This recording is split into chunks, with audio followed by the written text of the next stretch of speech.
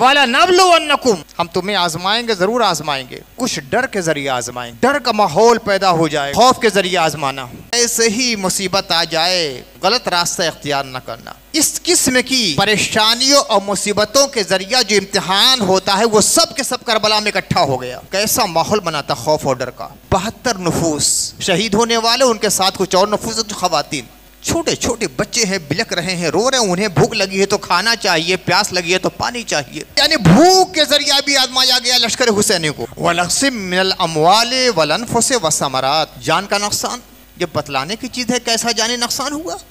مصطفیٰ کا لالاتا ہوا چمن پامال کر دیا گیا۔ امام علی مقام کی نگاہ کے سامنے ان کے چھوٹے بچے ہوں، جوان بچے ہوں، ان کے بھتیجے ہوں، ان کے بھانجے ہوں، ان کے دوست ہوں، احباب ہوں، سب کو شہید کر دیا گیا۔ یزید جیسا فاسق و فاجر آدمی بیعت کا مطالبہ کر رہا تھا، اور اس سے پہلے ہی بیعت کا سلسلہ شروع ہو گیا تھا، مطالبہ کا سلسلہ شروع ہو گیا تھا۔ یزید کے والد صاحب تھے۔ لوگ سوچتے ہیں کہ یزید یوں ہی آ کر بیٹھ گیا، نہیں، بیٹھایا گیا ہے۔ تاریخ کا گلا مت گھٹیے۔ امام علی مقام یہی تو کہہ رہے تھے کہ شورا کا جو نظام خلافت تھا اس کو پامال کر دیا گیا ہے۔ حضرت ابو بکر نے ایک آدمی کا انتخاب کیا تو اپنے گھر کے کسی آدمی کا انتخاب نہیں کیا، جبکہ ان کے صاحبزادے خود صحابی رسول ہیں۔ اپنے بیٹے کو خلیفہ منتخب کرنے کی کوشش کی گئی جبکہ خلافت تو ختم ہو چکی تھی، ولی عہد بنایا گیا، اور زور زبردستی طاقت کے بلبوتے پر ڈرا کے دھمکا کے امام علی مقام کی یہ قربانی قیامت تک کے انسانوں کے لیے بہترین نمونہ ہے کہ باطل کے سامنے کبھی سر نہ جھکایا جائے۔ اس زمانے میں دیکھا جائے تو غزہ کے مجاہدین ہمارے لیے نمونہ ہیں۔ میں حسینی وہ لوگ ہیں، ہم لوگ حسینی کہاں ہیں؟ ہم تو جھوٹا دعویٰ کرنے والے ہیں۔ سچے تو وہ فلسطینی مجاہدین ہیں جو الاقصی کو بچانے کے لیے، کہ مسلمانوں کا قبلہ اول ہے، اپنا سب کچھ قربان کر رہے ہیں۔ مسلمان آنا ہند آج آزمائش کے دور سے گزر رہے ہیں۔ جب ماب لنچنگ کیا ہے، یہ طرح طرح کے قوانین کیا، مسلمانوں کا تو دہشت پیدا کرنے کی کوشش ہے، ڈرے رہیں، سہمے رہیں۔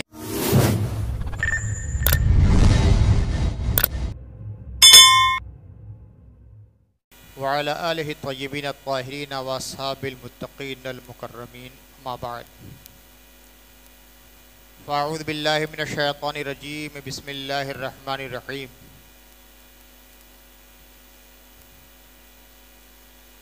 وَلَنَبْلُوَنَّكُمْ بِشَيْءٍ مِّنَ الْخَوْفِ وَالْجُوعِ وَنَقْصٍ مِّنَ الْأَمْوَالِ وَالْأَنفُسِ وَالثَّمَرَاتِ وَبَشِّرِ الصَّابِرِينَ الَّذِينَ إِذَا أَصَابَتْهُم مُّصِيبَةٌ قَالُوا إِنَّا لِلَّهِ وَإِنَّا إِلَيْهِ رَاجِعُونَ أُولَٰئِكَ عَلَيْهِمْ صَلَوَاتٌ مِّن رَّبِّهِمْ وَرَحْمَةٌ وَأُولَٰئِكَ هُمُ الْمُهْتَدُونَ۔ صدق اللہ العلی العظیم۔ حضرات،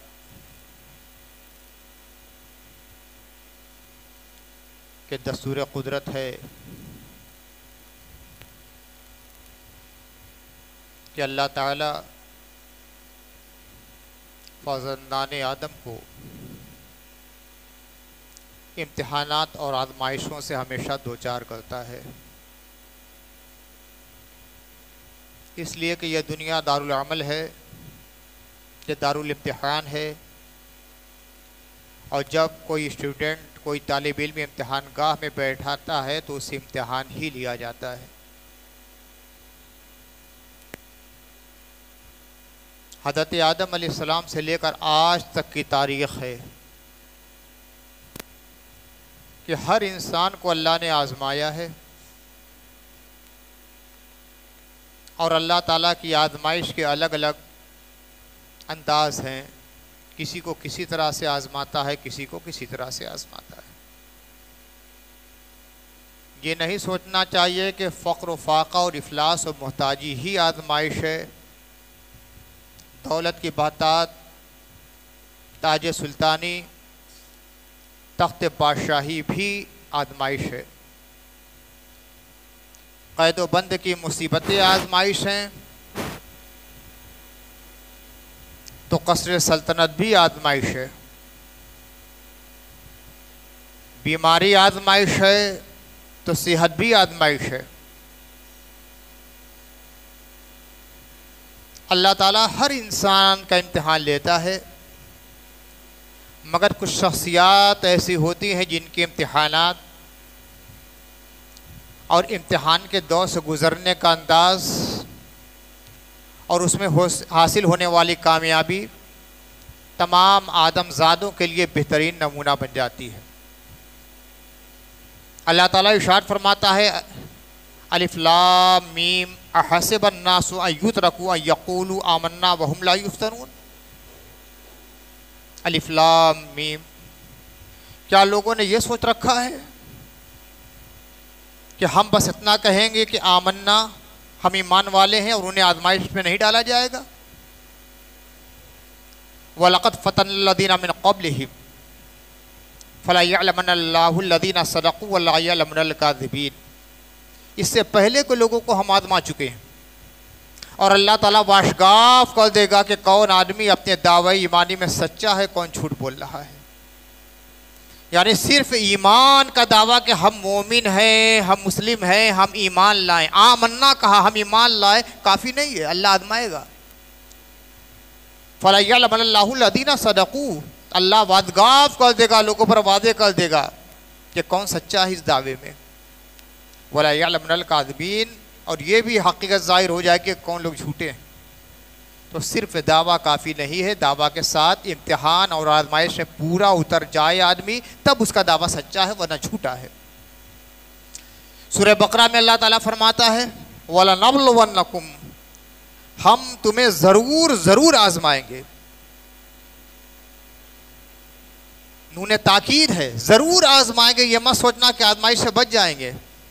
بہت سے لوگ اللہ ہمیں آزمائش میں نہ ڈالے، نہیں، اللہ آزمائش میں ڈالے گا۔ کیوں نہیں ڈالے گا؟ یہ دارالامتحان ہے، آزمائش کا گھر ہے۔ کسی کا والد کا انتقال ہو گیا، آزمائش ہے کہ نہیں ہے؟ کسی کا شوہر کا انتقال ہو گیا، کسی کی بیوی کا انتقال ہو گیا، کسی کا بھائی کا انتقال ہو گیا، کسی کا بیٹا مر گیا، کوئی کاسات بداری کا شکار ہو گیا، کوئی فقر و فاقہ سے گزر رہا ہے، کسی کو اللہ نے اتنا دے دیا کہ وہ دولت آزمائش بن گئی۔ تو ہر آدمی آزمایا جاتا، وَلَنَبْلُوَنَّكُمْ، ہم تمہیں آزمائیں گے، ضرور آزمائیں گے۔ لیکن مشکل کیا ہوتی ہے دنیا میں؟ ان مشکلات کا ذکر کیا گیا ہے۔ بِشَيْءٍ مِّنَ الْخَوْفِ، کچھ ڈر کے ذریعے آزمائیں گے، ڈر کا ماحول پیدا ہو جائے گا۔ وَالْجُوعِ، بھوک کے ذریعے آزمائیں گے۔ وَنَقْصٍ مِّنَ الْأَمْوَالِ وَالْأَنفُسِ وَالثَّمَرَاتِ، مال کا نقصان ہوگا، جان کا ضیاع ہوگا، تمہاری کھیتی باڑی پھل فروٹ میں کمی آ جائے گی، اس کے ذریعے ہم تمہیں آزمائیں گے۔ خوف کے ذریعے آزمانا، سب سے پہلے اللہ تعالیٰ نے یہی فرمایا ہے وَلَنَبْلُوَنَّكُمْ بِشَيْءٍ مِّنَ الْخَوْفِ، ایک ڈر کا ماحول پیدا کر دیا جائے گا۔ حالات ایسے بن جائیں گے کہ ڈرا سہما رہے گا انسان، سفر کرنا مشکل ہو جائے گا، کہیں آنا جانا مشکل ہو جائے گا۔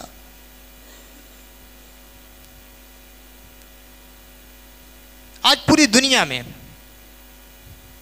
ایک اراجکتا کا جو ماحول بنا ہوا ہے، جو دہشت گردی ہے، جو خوفناک نہیں ہے، ایک ڈر کا ماحول جو بنا ہے، ہمارے ہندوستان کا بھی وہی حال ہے۔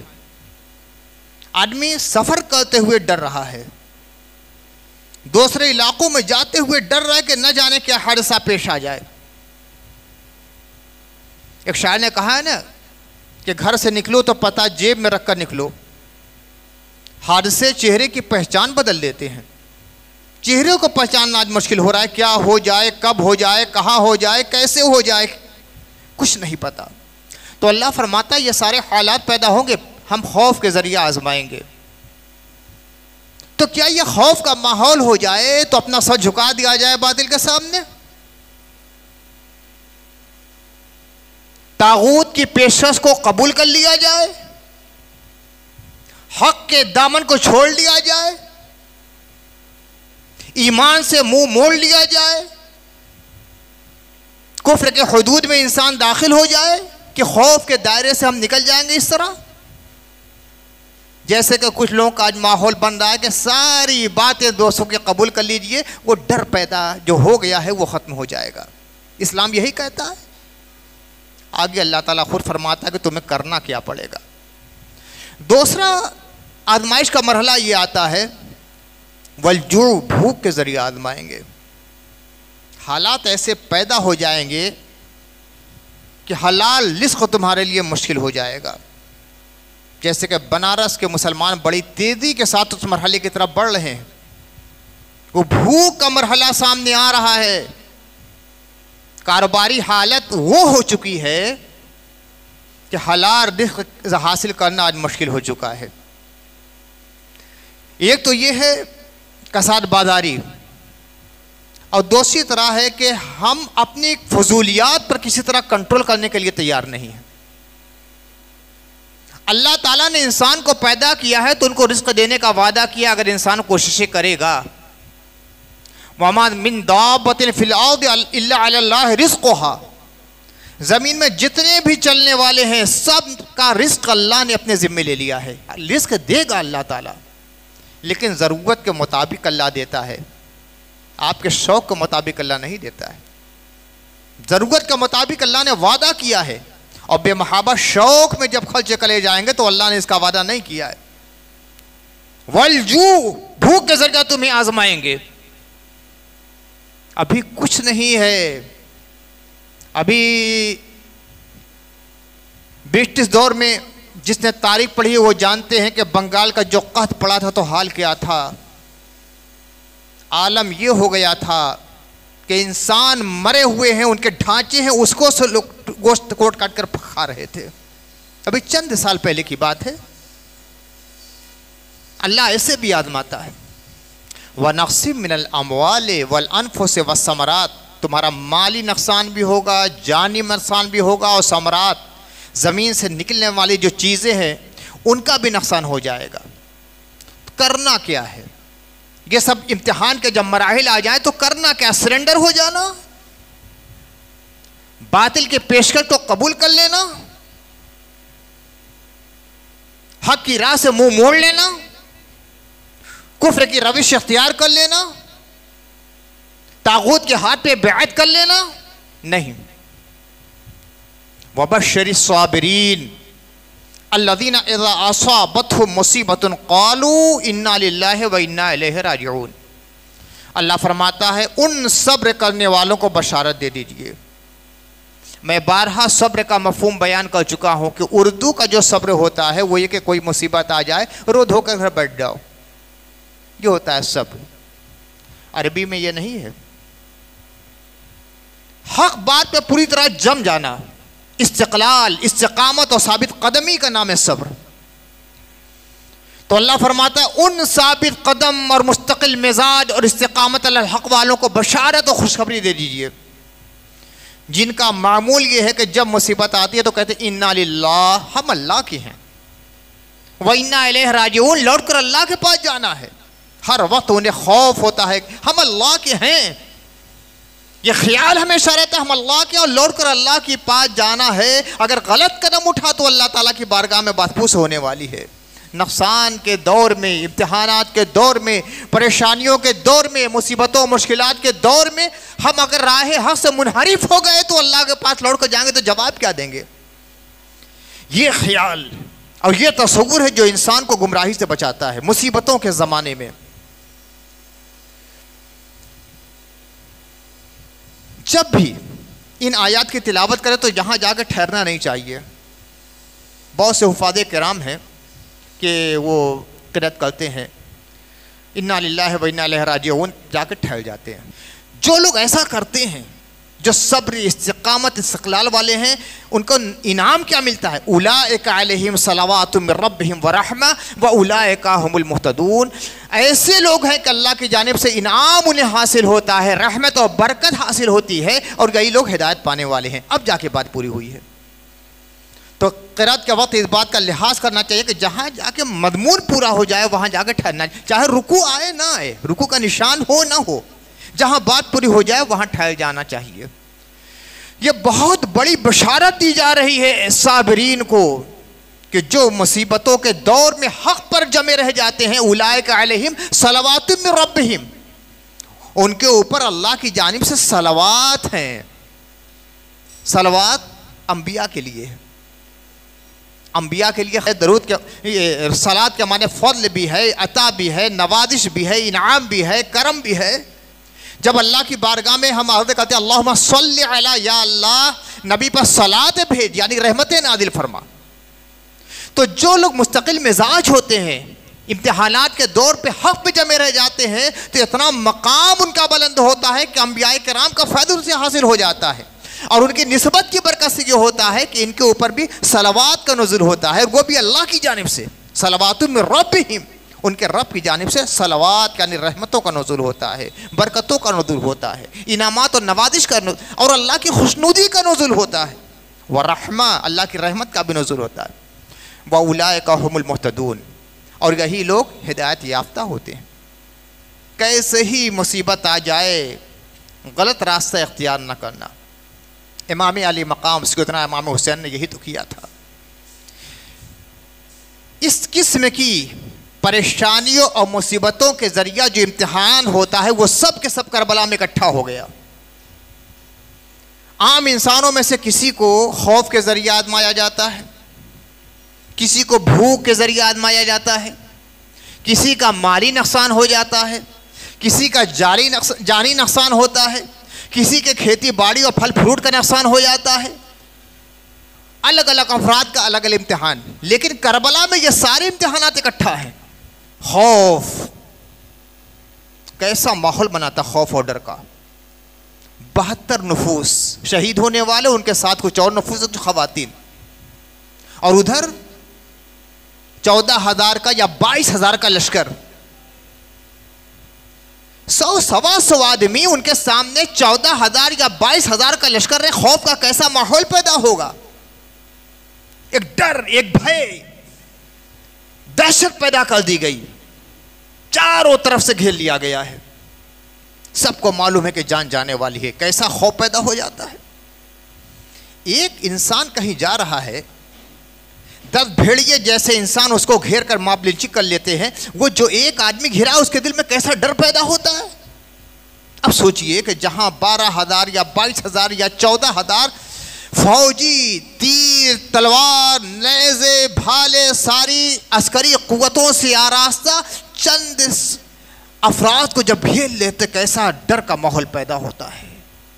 تو پہلی آزمائش خوف کی آزمائش، لیکن کیا ڈر پیدا ہوا ان کے اندر؟ قطعاً نہیں۔ ڈر کا ماحول بنانے کی باطل کوشش کرتا رہا مگر ڈر پیدا نہیں ہوا۔ جب ڈر جائے گا آدمی تو ان کی بات کو قبول کر لے گا، لیکن سیدنا امام علی مقام نے ان کی پیشکش کو قدموں سے روٹ ڈالا۔ نہیں، ڈر کا ماحول پیدا کرنے کی تم کوشش کرتے ہو، میں بیعت نہیں کروں گا یزید کی۔ پہلا مرحلہ یہ تھا۔ والجوع، بھوک کے ذریعے آزمائیں گے۔ 7 تاریخ سے پانی بند، جو گھر میں اثاثہ تھا 7 میں وہ سب ختم ہو گیا ہے۔ کھانے کے لیے کچھ نہیں، ہدیہ کے پینے کے لیے کچھ نہیں۔ دریائے فرات پہ پہرا لگا دیا گیا ہے۔ چھوٹے چھوٹے بچے ہیں، بلک رہے ہیں، رو رہے ہیں، انہیں بھوک لگی ہے تو کھانا چاہیے، پیاس لگی ہے تو پانی چاہیے۔ جو یعنی بھوک کے ذریعہ بھی آزمایا گیا لشکر حسینی کو۔ وَلَقْسِمْ مِنَ الْأَمْوَالِ وَالْأَنفُسِ وَالثَّمَرَاتِ، جان کا نقصان یہ بتلانے کی چیز ہے۔ کیسا جانی نقصان ہوا؟ مصطفیٰ کا لالاتا ہوا چمن پامال کر دیا گیا۔ امام علی مقام کی نگاہ کے سامنے ان کے چھوٹے بچے ہوں، جوان بچے ہوں، ان کے بھتیجے ہوں، ان کے بھانجے ہوں، ان کے دوست ہوں، احباب ہوں، سب کو شہید کر دیا گیا۔ جانی نقصان، مالی نقصان کیا چھوڑا لوگوں نے؟ خیمے تک سے جلا دیے، سب لوٹ لیا۔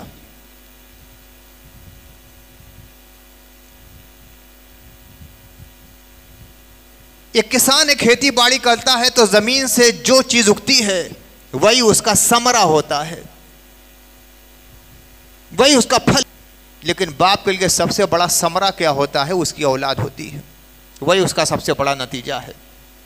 امام علی مقام اس ثمرات کے امتحان سے کیسے گزرے؟ چھوٹا سا بچہ، 6 ماہ کا اصغر شیرخوار ہے، دودھ پیتا بچہ ہے، ان کی آغوش میں، ان کی گود میں تھے۔ حرملہ نے تیر مار کر حلقوم میں جو تیر مارا ہے تو بچہ شہید ہو گیا۔ علی اکبر ہیں، 18 سال کی عمر ہے، ان کی نگاہ کے سامنے انہیں شہید کر دیا گیا۔ ایک باپ کے لیے بڑا مشکل مرحلہ ہوتا ہے جوان بیٹے کی لاشیں کو اٹھانا۔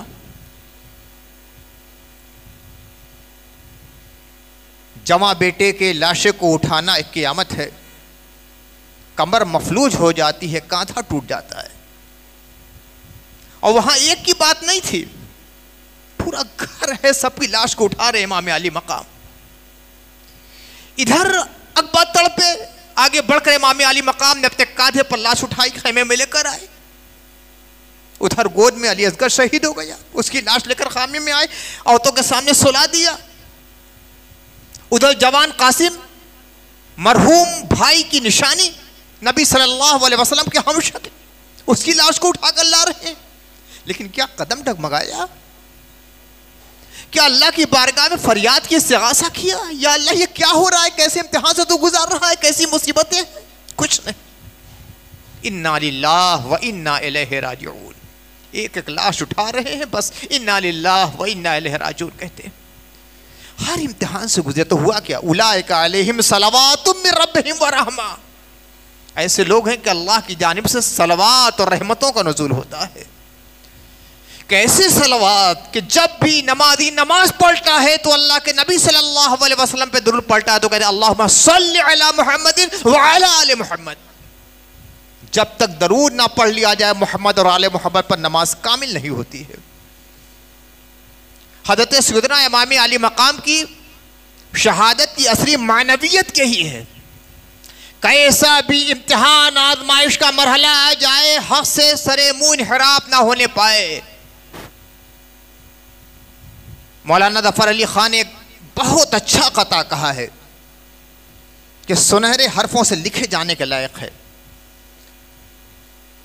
کرتی رہے گی پیش شہادت حسین کی, آزادی حیات کا یہ سرمدی اصول. کرتی رہے گی پیش شہادت حسین کی, آزادی حیات کا یہ سرمدی اصول. چل جائے کٹ کے سر تیرا نیزے کی نوک پر, لیکن تو ظالموں کی اطاعت نہ کر قبول. امام حسین کی زندگی کا خلاصہ یہی ہے.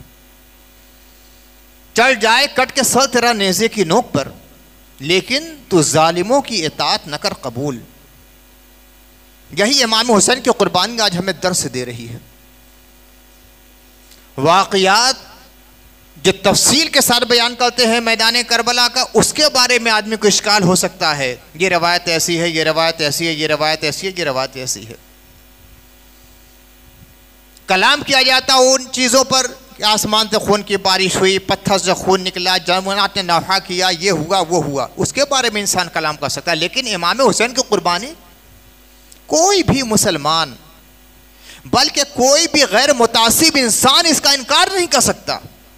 اور اس کی وجہ کیا تھی, اسے انکار نہیں کیا جا سکتا کہ یزید جیسا فاسق و فاجر آدمی بیعت کا مطالبہ کر رہا تھا, اور اس سے پہلے ہی بیعت کا سلسلہ شروع ہو گیا تھا, مطالبہ کا سلسلہ شروع ہو گیا تھا. یزید کے والد صاحب تھے, اپنی زندگی میں انہوں نے یزید کی ولی عہد کی بیعت شروع لینے شکل دی. امام علی مقام سے مدینے میں مطالبہ ہوا, انکار کر دیا یہ نہیں ہوگا. مکے میں مطالبہ ہوا, انکار کر دیا یہ نہیں ہو سکتا ہے. لوگ سوچتے ہیں کہ یزید یوں ہی آ کر بیٹھ گیا, نہیں, بیٹھایا گیا ہے. تاریخ کا گلا مت گھٹیے. امام علی مقام یہی تو کہہ رہے تھے کہ شورا کا جو نظام خلافت تھا اس کو پامال کر دیا گیا ہے. حضرت سیدنا ابوبکر صدیق رضی اللہ تعالی عنہ جب محسوس کرتے ہیں کہ آخری دور آنے والا ہے تو انہوں نے اب حضرت سیدنا عمر فاروق رضی اللہ تعالی عنہ کا انتخاب خلافت کے لیے کیا. حضرت عمر ان کے خاندان کے نہیں تھے, نہ ان کے بیٹے ہیں, نہ بھانجے ہیں, نہ بھائی ہیں, نہ چچا ہیں, ان کے خاندان کے بھی نہیں ہیں. حضرت عمر رضی اللہ تعالیٰ عنہ جب محسوس کرتے ہیں کہ دنیا سے جانے کا وقت ہوا تو انہوں نے 6 آدمی کے بارے میں کہا کہ ان 6 میں سے کسی ایک آدمی کو خلیفہ منتخب کر لینا. اپنے گھر کے کسی آدمی کا نام نہیں رکھا. ان سے کہا بھی کہ آپ صاحبزادے حضرت عبداللہ ابن عمر, کہا کہ نہیں, خلافت نہیں. ہاں, اس سے مشورہ لے سکتے ہو, ان سے مشورہ لے سکتے ہو میرے بیٹے سے, مگر خلافت نہیں. دیکھیے کوئی اپنے گھر کے آدمی کو منتخب نہیں کر رہا ہے. حضرت عثمان شہید ہو جاتے ہیں, کسی کو خلیفہ منتخب نہیں کیا. مکے اور مدینے کے صحابہ کرام نے بالاتفاق حضرت مولائے کائنات کو خلیفہ منتخب کیا. حضرت مولائے کائنات شہید ہوتے ہیں, شہادت سے پہلے کسی کا انتخاب نہیں کرتے. حضرت مولائے کائنات کی شہادت کے بعد مدینے کے تمام رؤساء نے, تمام سربراہ افطار نے, انصار و مہاجرین نے حضرت سیدنا امام حسن کو خلیفہ منتخب کیا. یہ اسلام کا شورائی نظام تھا کہ اگر خلیفہ نے کسی کا انتخاب کیا ہے تو اپنے گھر کا نہیں ہونا چاہیے, یا مسلمانوں کے حوالے کر دیا جائے معاملہ. جو صاحب رائے ہیں وہ کسی نہ کسی کو منتخب کر لیں گے. حضرت ابو بکر نے ایک آدمی کا انتخاب کیا تو اپنے گھر کے کسی آدمی کا انتخاب نہیں کیا, جبکہ ان کے صاحبزادے خود صحابی رسول ہیں. حضرت عمر رضی اللہ تعالیٰ عنہ نے 6 آدمی کا انتخاب کیا کہ ان میں سے کسی کو منتخب کیا تو ان 6 میں سے کسی کو ایسا نہیں رکھا جو ان کے گھر کا آدمی ہو, جبکہ ان کے صاحبزادے حضرت عمر, عبداللہ ابن عمر بہت جلیل القدر صحابی ہیں, بہت بڑے عالم, بہت بڑے زاہد. حضرت عثمان غنی نے کسی کو خلیفہ منتخب نہیں کیا, صحابہ نے منتخب کیا حضرت علی کو. حضرت علی نے کسی کو خلیفہ منتخب نہیں کیا, صحابہ نے حضرت امام حسن کو منتخب کیا. تو یہ اسلام کا شورائی نظام تھا. لیکن حضرت امام حسن, بلکہ یہ کہا جائے کہ حضرت علی ہی کی زندگی میں اس ڈھانچے کو بدلنے کی کوشش کر دی گئی. اپنے بیٹے کو خلیفہ منتخب کرنے کی کوشش کی گئی, جبکہ خلافت تو ختم ہو چکی تھی. ولی عہد بنایا گیا اور زور زبردستی, طاقت کے بلبوتے پر ڈرا کے دھمکا کے بہت سے لوگوں نے ولی عہدی کی بیعت قبول کر لی. لیکن حضرت امام حسین, حضرت ابو بکر کے صاحبزادے حضرت عبد الرحمن ابن بکر, حضرت عمر کے صاحبزادے حضرت عبداللہ ابن عمر, حضرت زبیر کے صاحبزادے حضرت عبداللہ ابن زبیر, ان لوگوں نے صاف انکار کر دیا یہ نہیں ہو سکتا ہے, ہم لوگ یزید کی ولی عہدی کی بیعت نہیں کریں گے. صاف کہا کہ یا تو رسول اللہ کی طرح ہو کہ حضور صلی دنیا سے گئے سو کسی کو اپنا نائب بنا کر نہیں گئے, لوگوں نے منتخب کیا ہے, یا حضرت ابو بکر کے سنت پر عمل کیا جائے کہ جس کو منتخب کیا ان کے گھر کا نہ ہو, یا حضرت عمر کی طرح انتخاب کیا جائے کہ ایک کمیٹی بنا دی جائے کہ ان میں سے کسی کو منتخب کیا جائے, ان میں سے ان کے گھر کا کوئی آدمی نہیں, یا حضرت علی حضرت امام حسن کو جیسے خلیفہ منتخب کیا گیا ہے کہ مسلمانوں نے منتخب کیا اسی طرح منتخب کیا جائے. کسی کو حق نہیں ہے کہ اپنے بیٹے کو منتخب کرے, لیکن زبردستی تلوار کے ذریعہ, قتل کے ذریعہ, قید و بند کے ذریعہ لوگوں سے منوایا گیا. لیکن جو بڑی شخصیتیں تھیں انہوں نے ماننے سے صاف انکار کر دیا, اور ان میں سب کے قائد و پیشوا تھے حضرت سیدنا امام علی مقام. اب جب یزید اقتدار حاصل کر کے سامنے آیا تو یہی پھر مطالبہ کر رہا تھا کہ نہیں مانا تھا نے, اب تمہیں ماننا پڑے گا. اور پھر واقعہ کربلا ہوا. کربلا میں امام علی مقام پہنچے ہیں, اور اس سے پہلے ہمیشہ یہ کوشش رہی امام علی مقام کا کہ ٹکراؤ نہ ہونے پائے, مسلمانوں کا خون نہ بہنے پائے. اس بات کو بہت ذہن میں رکھنا چاہیے. بہت سے لوگ سوچتے ہیں جیسے ہوا اور تلوار کھینچ کر نکل گئے میدان میں امام علی مقام, ایسا نہیں ہوا ہے. بار بار کوشش ہوئی کہ جنگ نہ ہونے پائے. جب مدینے میں تھے تب بھی, جب مکے میں تھے تب بھی, جب مکے سے چلے ہیں کوفہ کے لیے راستے میں بار بار کوشش ہوئی. کربلا میں گئے تب بھی کوشش کر رہے تھے خون نہ بہنے پائے مسلمانوں کا. اس چیز کو سمجھنا چاہیے. عام طور سے مغالطہ یہ ہے کہ تلوار لے کر نکل پڑے ہیں چند آدمی کو لے کر. نہیں, ایسا نہیں ہوا ہے. بس معاملہ یہ تھا کہ امام علی مقام کہتے میں بیعت نہیں کروں گا. یہ جو حکومت بنائی گئی وہ غلط بنائی گئی. اسلام کی خلافت کو, اصول کو تاراج کیا جا رہا ہے, پامال کیا جا رہا ہے, اسلام کے قانون کو توڑا جا رہا ہے, ایک غلط روش ڈال دی گئی ہے. اس غلط روش کو ختم کرنا پڑے گا. اب یہ ہے کہ تمہیں ماننا پڑے گا, ماننا پڑے گا. گھیراؤ ہوتا ہے, روک دیا جاتا ہے, پانی روکا جاتا ہے, دانا روکا جاتا ہے جنگ کے لیے. امام علی مقام نے کہا کہ ہاں جان تو دے دوں گا مگر تمہاری بات نہیں مانوں گا. کچھ لوگ اس حقیقت کو نہیں سمجھتے. حضرت امام علی مقام نے ایک موقع پر فرمایا تھا کہ 3 شرطیں تمہارے سامنے رکھتا ہوں, کوئی بھی مان لو, لیکن یہ کچھ تو خون نہیں ہونا چاہیے, قتل و غارت گری نہیں ہونی چاہیے. اور شرائط کیا تھی؟ میں جہاں سے آیا ہوں وہاں چلے جانے دو, سکون کے ساتھ رہوں گا. لیکن یہ ہے کہ میں بیعت نہیں کروں گا. میں جنگ تو نہیں کر رہا ہوں, میں بیعت نہیں کروں گا. جہاں سے آیا ہوں جانے دو. مکے سے آئے تھے اور مکے مدینے سے گئے تھے, تو مکہ چلا جائے گا, مدینہ چلا جاؤں گا, لوگوں کی اصلاح و ہدایت میں کرتا رہوں گا. دوسری شرط یہ ہے کہ اگر تمہیں یہ منظور نہیں ہے, ڈر لگا ہے کہ مکہ اور مدینہ جائیں گے تو ہمارے خلاف محاذ آرائی کریں گے, جہاں امام حسین کھڑے ہو جائیں گے تو پورا مکہ مدینہ ان کے ساتھ ہو جائے گا, بغاوت ہو سکتی ہے, تو اسلامی مملکت کی سرحد پہ جانے دو. جہاں کافروں اور مسلمانوں میں جنگ ہو رہی ہے, اسلامی لشکر میں شامل ہو کر میں کافروں سے جنگ کروں گا. تیسری شرط یہ تھی کہ اگر یہ بھی منظور نہیں تو مجھے یزید کے پاس لے چلو. اب لوگ کیا ذہنیت ہوتی ہے اور کیا فکر ہوتی ہے, امام حسین کے مزاج کو لوگوں نے سمجھا نہیں, خون رسول کی حرمت کو نہیں سمجھا. وہ امام علی مقام اس لیے کہہ رہے تھے کہ یزید کے ہاتھ پہ جا کے بیعت کرتے, تو اگر یزید کے ہاتھ پہ بیعت ہی کرنا تھا تو کربلا ہی میں کر لیتے, پورا خاندان بچ جاتا.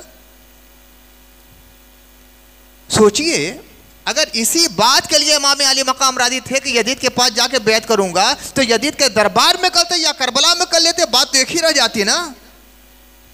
نہ اصغر شہید ہوتے, نہ اکبر قربان ہوتے, نہ قاسم فدا ہوتے, نہ عباس کا بازو کٹا, نہ دوست احباب کا خون شہادت میدان کربلا میں بہتا, سب بچ جاتے, پورا خیمہ بچ جاتا, خواتین مصائب سے بچ جاتی, چھوٹے چھوٹے بچے بچ جاتے, جوان بیٹا بچ جاتا, بھانجے بچ جاتے, اون محمد بچ جاتے, بھتیجے بچ جاتے, سب بچ جاتے.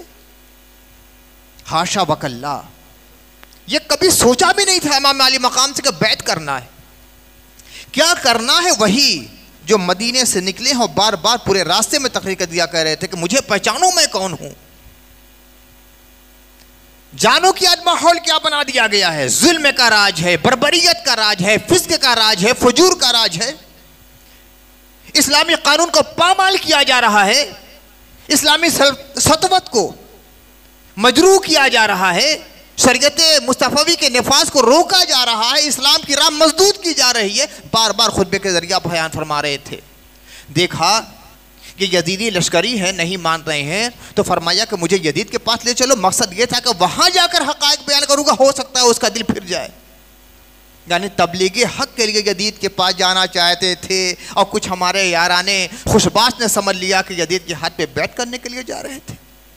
اگر یزید کے ہاتھ پہ بیعت کرنا تھا تو کربلا ہی میں کر لیتے. عمر ابن سعد یہی تو کہہ رہا تھا یزید کی بیعت کر لیجئے. ادھر سے تو آفر تھا, آفر دیا جا رہا تھا, تمہیں فلاں صوبے کا گورنر بنا دیا جائے گا حسین, بس ہمارے ہاتھ پہ بیعت کر لو, ہمیں حاکم مان لو, ہمارے خلاف آواز بلند نہ کرو. امام علی مقام کا یہ کبھی نہیں ہو سکتا ہے.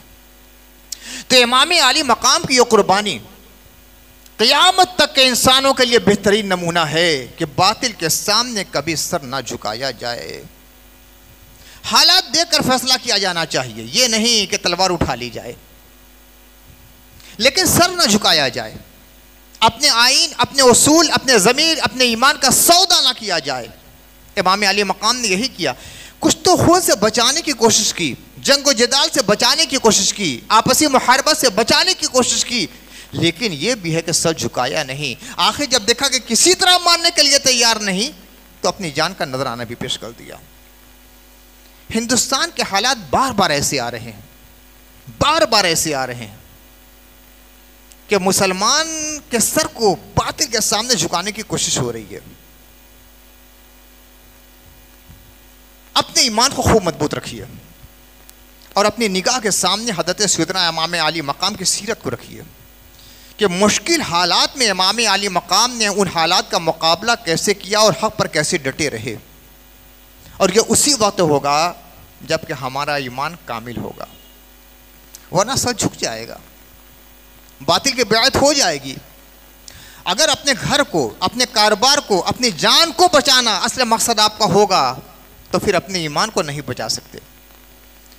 گھر سے محبت, اولاد سے محبت, کاروبار سے محبت, مکان سے محبت, اپنی جان سے محبت ایک فطری تقاضا ہونی چاہیے, مگر ان سب سے بڑھ کر اپنے ایمان سے, اللہ سے, رسول سے, شریعت سے محبت ہونی چاہیے. اگر یہ مزاج رہا تب تو ہمارا ایمان ہندوستان میں محفوظ رہ سکتا ہے, ورنہ حالات بہت مشکل پیش آ رہے ہیں.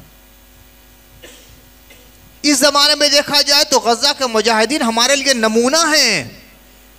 میں بار بار تقریر میں اسی لیے کہتا ہوں کہ ایک عام سی خبر جیسی ان باتوں کو مت سمجھا کیجئے. ایک بہت بڑی طاقت، دنیا کی سپریم طاقتوں میں سے ایک طاقت ہے اسرائیل، اور غزہ کے چند بے سہارا لوگ ہیں. کچھ نہیں ہے ان کے پاس. اب تو رہنے کو مکان بھی نہیں بچا ہے. ہتھیار کیا ہوگا ان کے پاس؟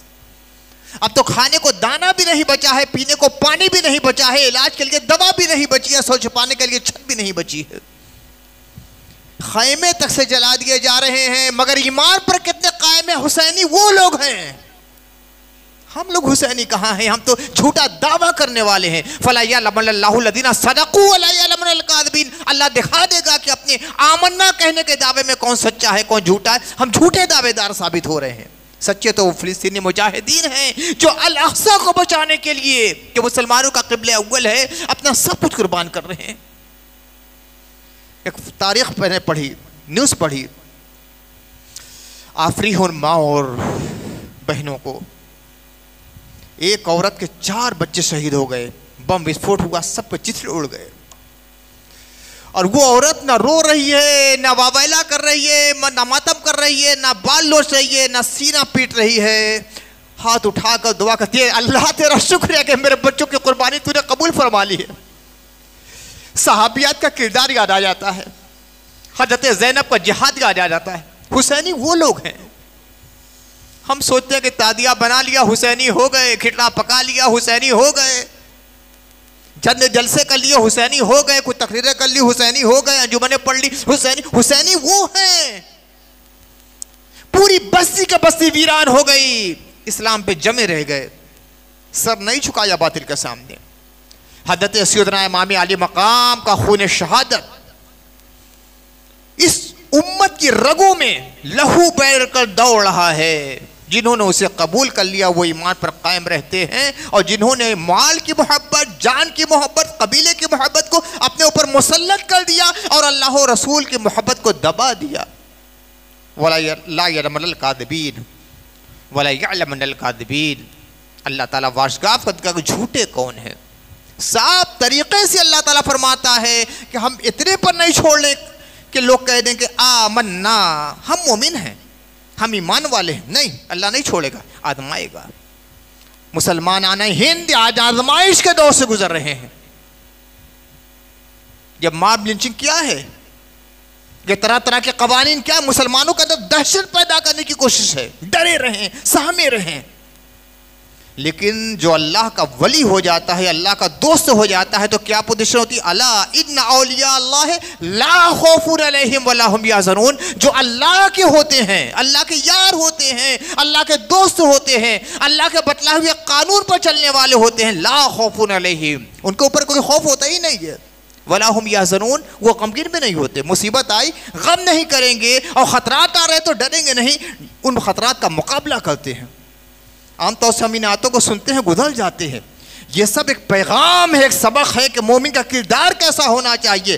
ظالم اپنے سارے ظلم کے ساتھ آئے، جابر اپنے جبر کے ساتھ آئے، طاغوت اپنی طاغوتی شان کے ساتھ آئے، مگر جو صاحب ایمان ہے اس کی شان لا خوف علیہم، کوئی ڈر نہیں. آ رہے ہو، آؤ. کیا کرو گے؟ کیا کرو گے؟ مکان اجاڑ لو گے؟ یہ مکان کئی دن کا ہے؟ چند دن پہلے تو ہم دنیا میں آئے تھے، پھر چلے جائیں گے. کچھ مکان کام دینے والا نہیں، نہ جانے کس عالم میں رہے گا، مگر اللہ کی راہ میں اگر مکان اجڑ گیا تو انشاءاللہ جنت کا مکان اس کے بدلے میں ملنے والا ہے. کیا کرو گے؟ جان لے لو گے؟ ہم نہیں تھے، اللہ نے پیدا کیا، دنیا میں آئے، پھر جانا ہی ہے. اس سے اچھی موت کا ہوگی جو موت شہادت کی موت ہے، کہ ادھر روح قبض ہوتی ہے، ادھر ہماری روح جنت کی فضاؤں میں پرواز کرتی ہوئی نظر آئے گی.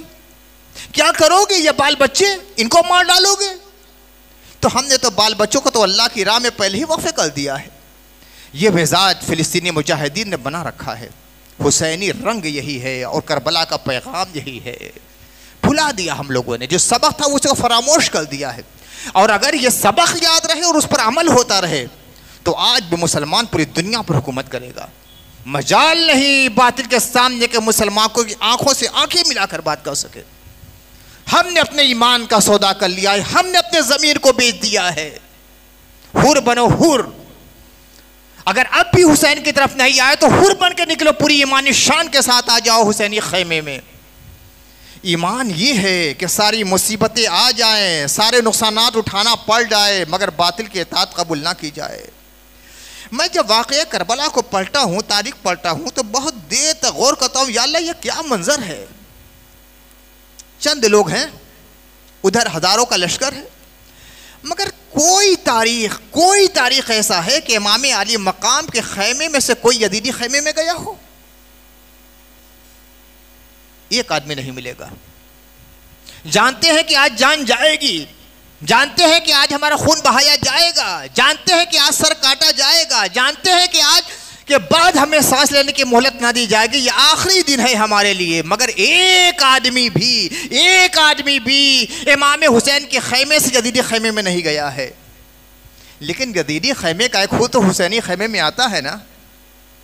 بس اگر حسینی نہیں بنے ہو تو حور بن کے آ جاؤ، کر لو گناہوں سے توبہ، چھوڑ لو باطل کا دامن۔ کل تک اگر یزید کی حمایت کرتے رہے ہو، باطل کی حمایت کرتے رہے ہو، کفر کی حمایت کرتے رہو، گناہوں کے ملوث نظر آتے ہو، تو اللہ نے توبہ کا دروازہ کھولا ہے۔ چند لمحے پہلے لوگ دیکھ رہے تھے کہ حور جہنم کے دروازے پہ کھڑا تھا، یکایک اس کے دل میں ایمان انگڑائیاں لیتا ہے، بیدار ہو جاتا ہے اس کا ضمیر، کھوڑے کو ایڑ لگا کر حسینی خیمے میں آتا ہے، تو باطن کی نگاہوں نے دیکھا کہ جو حور جہنم کے دروازے پہ تھا، ایک لمحے کے اندر وہ جنت کے مرغزار میں نظر آنے لگا ہے۔ حور بن جاؤ، تھے گناہ میں توبہ کر لو۔ اللہ توبہ کرنے والوں کی توبہ کو بہت قبول کرتا ہے۔ اور اگر خدا نہ خواستہ وہ یزیدی ہی رہ جاتے نا، تو آج حور کا کوئی نام ادب کے ساتھ نہیں لیتا۔ جیسے ملعون اور کافر اور جہنمی یزیدی کتے لوگ کہہ دیتے ہیں پورے لشکری کو، حور کے ساتھ بھی یہی لفظ استعمال ہوتا۔ مگر حضرت حور جب امام علی مقام کے خیمے میں آئے اور اپنی جان کا نذرانہ پیش کیا ہے تو کیا ہوا؟ ادب کے ساتھ لوگ حضرت حور رضی اللہ تعالیٰ عنہ کہنے لگے۔ ایک لمحے میں تقدیر بدلی ہے حضرت حور کی، ایک لمحے میں یزیدی خیمے سے نکلے، حسینی خیمے میں آ گئے۔ ورنہ یہی حور تھے جو گھیر تک کربلا میں لائے تھے، یہی حور تھے جو امام علی مقام کو گھیر کر کربلا میں آئے تھے، یزیدی فوج کے افسر تھے، سپہ سالار تھے اس وقت کے ایک ٹکڑی کے۔ مگر جب مزاج بدلا ہے، ذہن بدلا ہے، ایمان بیدار ہوا ہے ان کے دل میں، تو پھر یہ عالم کیا ہو گیا؟ جیسے زندگی کی کایا پلٹ ہو گئی۔ حور بنو، نکل جاؤ یزیدی خیمے سے، آ جاؤ حسینی خیمے میں، نواسے رسول کی اطاعت کا قلادہ اپنی گردن میں ڈال لو، پھر دیکھو کہ جنتیں تمہاری منتظر ہیں، رحمتوں کا بادل تمہارے اوپر برسنے کے لیے منتظر ہیں، اللہ کی خوشنودی تمہیں حاصل ہو سکتی ہے۔ اپنے فکر کو، اپنے مزاج کو، اپنے اعمال کو، اپنے صبح و شام کو بدلنا پڑے گا اور سچے حسینی بننا پڑے گا، تاکہ اللہ تعالیٰ نے جو فرمایا ہے ہم دنیا کو دکھلا دیں گے کہ کون اپنے دعوے ایمان میں سچا ہے اور کون جھوٹا ہے۔ تو اللہ کی بارگاہ میں دعا کرنا چاہیے کہ یا اللہ اس امتحان کی گھڑی میں ہمیں سچے مسلمانوں میں ثابت فرما دے، استقلال کی توفیق عطا فرما، استقامت الحق کی توفیق عطا فرما، ثابت قدمی کی توفیق عطا فرما۔ مولا کریم ہم سب کو سچا حسینی بنا۔ وآخر دعوانا الحمدللہ رب العالمین۔